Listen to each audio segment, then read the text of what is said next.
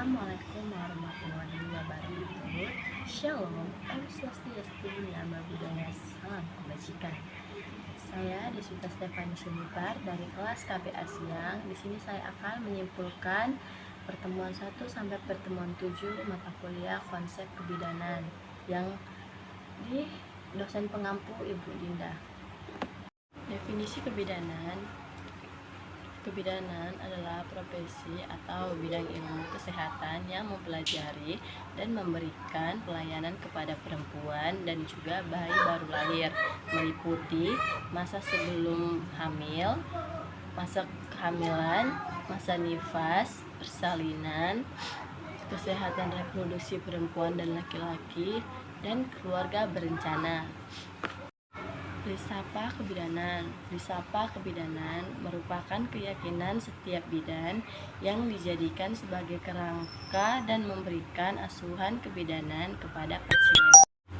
Bidan diharapkan mampu memberikan pelayanan serta mampu meyakinkan bahwa setiap individu berhak memperoleh pelayanan yang aman dan sehat sesuai dengan kebutuhan dan perbedaan budaya. Pelayanan kebidanan. Seluruh tugas yang menjadi tanggung jawab bidan dalam sistem pelayanan kesehatan adalah meningkatkan derajat kesehatan ibu dan anak agar terap keluarga yang sehat dan sejahtera. Beberapa jenis pelayanan kebidanan yaitu yang pertama ada layanan primer, yaitu layanan yang sepenuhnya menjadi tanggung jawab seorang bidan. Yang kedua ada layanan kolaborasi, yaitu layanan yang dilakukan oleh bidan bersama dengan pasien. Yang ketiga ada layanan kebidanan rujukan, yaitu layanan yang ditugaskan kepada sistem layanan yang lebih kompeten. Pertemuan yang kedua mempelajari tentang sejarah pendidikan kebidanan di Indonesia.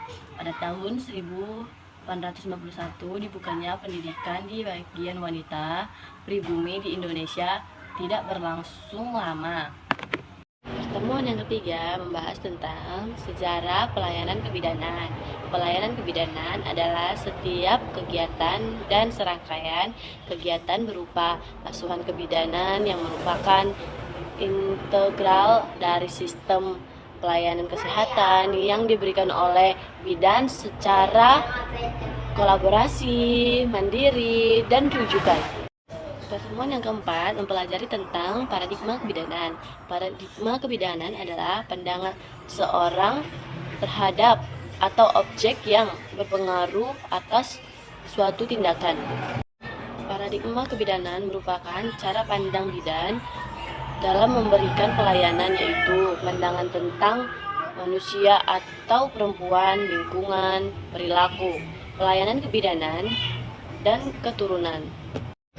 Adapun juga paradigma kebidanan merupakan suatu teori yang mengumpulkan teori-teori seseorang untuk mengumpulkan pandangan seseorang.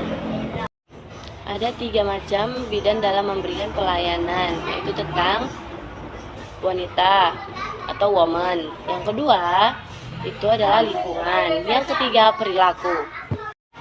Yang pertama wanita atau woman, yaitu perempuan atau ibu yang merupakan pendidik utama dalam keluarga. Yang kedua lingkungan atau environment adalah lingkungan ini yang mencap lingkungan fisik, lingkungan biologi, dan lingkungan budaya. Yang ketiga ada perilaku, yaitu perilaku merupakan hasil pengamatan dalam interaksi manusia dengan lingkungannya yang terwujud dalam bentuk pengetahuan. Pertemuan yang kelima mempelajari tentang definisi profesi. Definisi profesi adalah suatu pekerjaan yang memerlukan pendidikan, pelatihan khusus, dan ahli tertentu. Pertemuan yang keenam mempelajari tentang fungsi dan peran bidan. Bidan merupakan tenaga kesehatan yang memiliki peran penting dalam menjaga kesehatan wanita, ibu hamil, menyusui, dan bayi. Berikut beberapa fungsi dan peran bidan. Yang pertama, pelaksana. Bidan yang memberikan pelayanan kesehatan pada ibu mulai dari sebelum hamil, masa hamil, persalinan, masa nifas, hingga saat menyusui. Yang kedua, itu pengelola. Bidan mengembangkan pelayanan dasar kesehatan di wilayah kerja, seperti bidan juga berpartisipasi dalam tim, seperti melaksanakan program kesehatan di puskesmas untuk mendukung kesehatan ibu dan bayi. Yang ketiga itu pendidik. Bidan memberikan pendidikan dan menyuluhkan kesehatan pada kalian. Bidan juga memberikan pelatihan dan membimbing kader. Yang keempat itu peneliti. Bidan melakukan penelitian dan integrasi dalam bidang kesehatan, baik secara mandiri maupun berkelompok. Bidan juga memiliki peran penting, yaitu memberikan pelayanan konseling yang terkait dengan kontrasepsi pada wanita. Pertemuan yang ketujuh mempelajari tentang Vera Rubin. Rubin adalah seorang bidan di Amerika Serikat. Rubin mengembangkan penelitian dan teori tentang kesehatan ibu dan anak. Tujuan kegiatan itu pada masa hamil, melahirkan, dan masa nifas. Menurut Jansen pada tahun 1081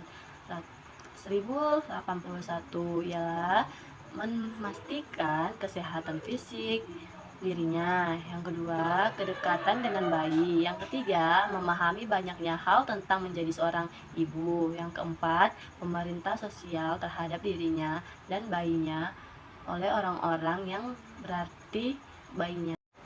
Salah satu teori Merker adalah peran itu menjadi seorang ibu, berarti ia telah mendapatkan gelar baru yaitu ibu. Dukungan fisik, bantu langsung tampaknya membentuk.